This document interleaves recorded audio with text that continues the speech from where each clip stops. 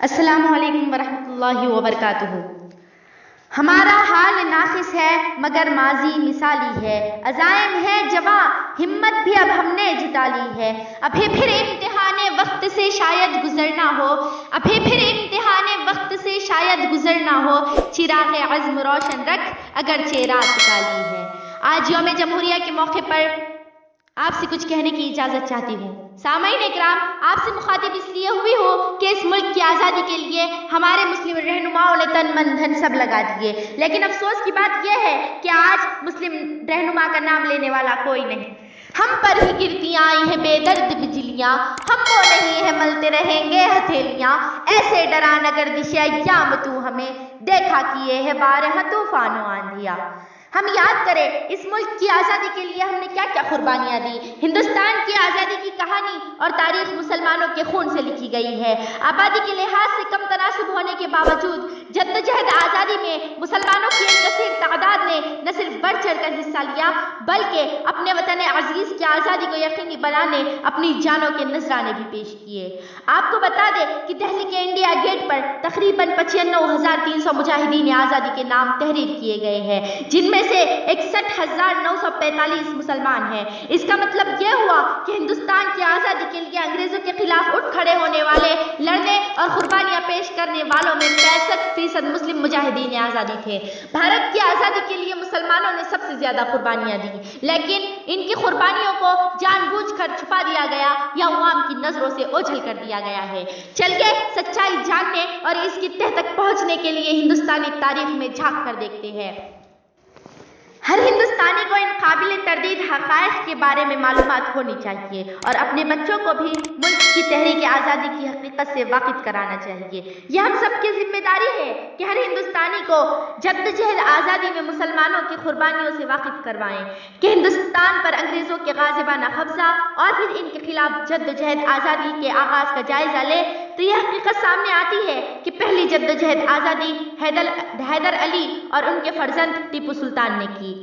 اسی طرح ملک کو آزاد کرانے کے لیے اورنگزیب، مولانا ابوالکلام آزاد، بہادر شاہ ظفر، خان عبد الغفار خان، اشفاق اللہ خان جیسے کئی مسلم رہنماؤں نے حصہ لیا۔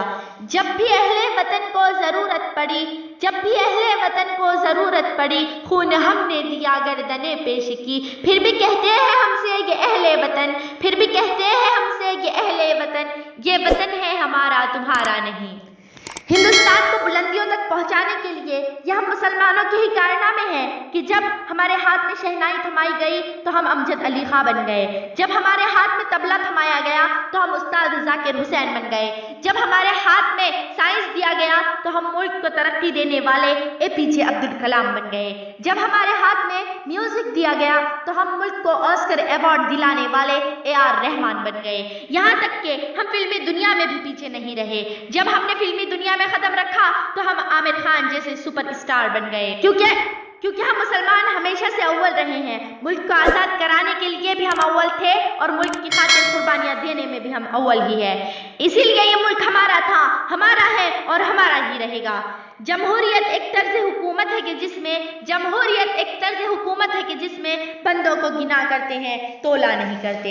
اے ہندوستان کی سیاست، چاہے تو 3 طلاق کا مسئلہ لا لے یا 2 شادیوں کا مسئلہ لا لے یا NRC، CAA یا NPR لا لے یا کسانوں کے خلاف کالا قانون لا لے، یہ ہم قبول اور برداشت نہیں کریں گے اور اس کے خلاف آواز اٹھائیں گے، کیونکہ یہ اس ملک کے آئین